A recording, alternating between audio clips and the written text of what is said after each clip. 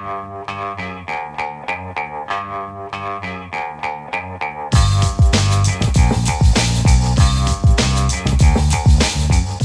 Lehrer on WNYC. And during this membership drive, we've been doing a series at the end of the show that we've called Spring Cleaning, organizing your stuff and your life in 6 different ways over 6 different days. And for day 6, our final day in the series here, we're talking about one of the hardest kinds of cleaning there is, helping a parent downsize or cleaning out a parent's home after they die. There's a Scandinavian tradition that maybe you've heard of called Swedish death cleaning, which sounds a little morbid, but is actually meant as an act of love from people who are alive. The idea is that as people get older, they slowly declutter and organize their belongings so their loved ones won't be left with that burden later on. And of course, stuff is never just stuff, right? Letting go of it can feel to a lot of people, including certainly aging parents, like losing part of their identity, but it can also bring tremendous relief and freedom. Dr. Regina Lark is the founder of the organizing company A Clear Path and the author of Psychic Debris, Crowded Closets, the relationship between the stuff in your head and what's under your bed. And last year she went through this process with her own mother. Regina, thanks so much for joining us for this. Welcome to WNYC. Thank you so much for bringing me in. My sister's a huge fan of your show. That's great. And maybe after this, you'll even be. And after this, I will be. I'm a LA List supporter. You're out there. But last year, as I said, you had to help your own mother downsize after her partner died. After years of helping other families through this process, I'm curious what surprised you most about experiencing it yourself firsthand. What surprised me most was her ability to trust my decisions, not because I'm her daughter, but because I'm a professional. My hindsight, that's what my hindsight tells me. Uh-huh. Well, one thing you've talked about is how people's belongings become tied up with identity. How do you help someone let go of things without making them feel like they're losing a part of themselves?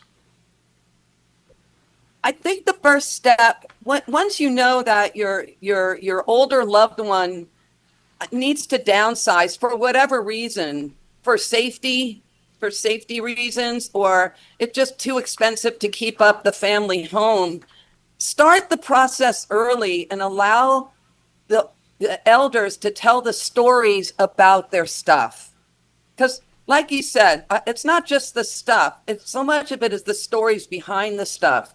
So allow time for the stories and to understand why these items are meaningful. And a lot of our elders want to pass along their things to us,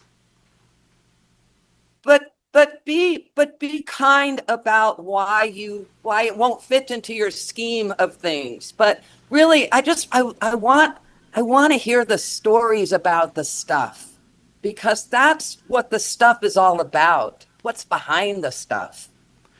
That's such an important, I think, fundamental approach to this. Like, don't just tell your parents, look, you got to clean up your stuff because one day you're going to pass on and I don't want to be left with having to go through it, as opposed to being that opportunity for connection and family history.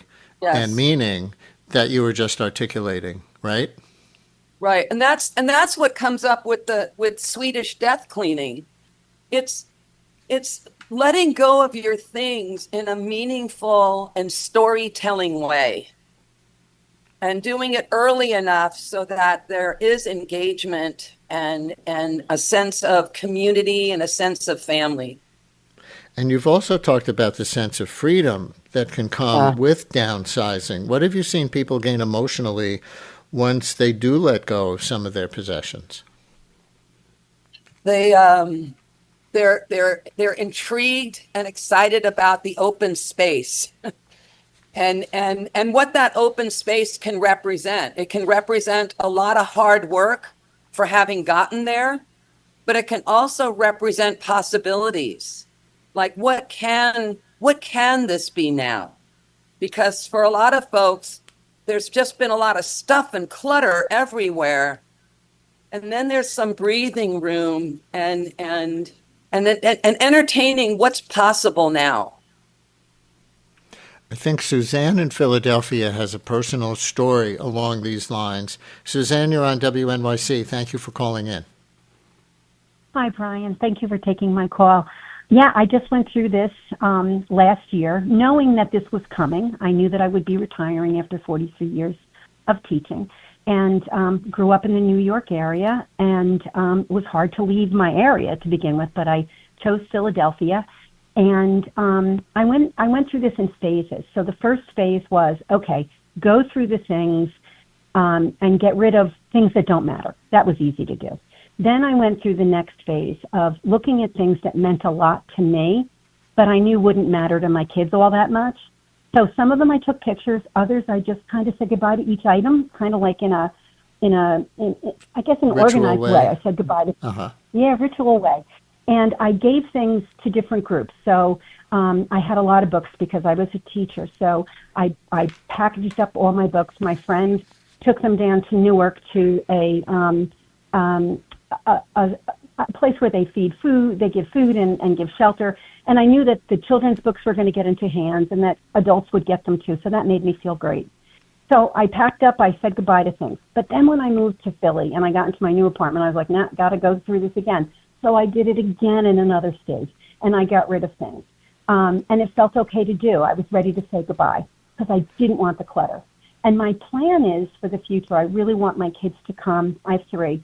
I want them to join with me. I want them to look at what I do have, and I want them to choose now what they think they would like so that there'll be no guessing, there'll be no problems. And that'll make me feel really good because I'll give them the history of the wooden tray that came from Slovakia when my grandmother came here, in the late 1800s. So and the other things, Suzanne, it's such a wonderful story. I think Regina, she could be your poster kid, right?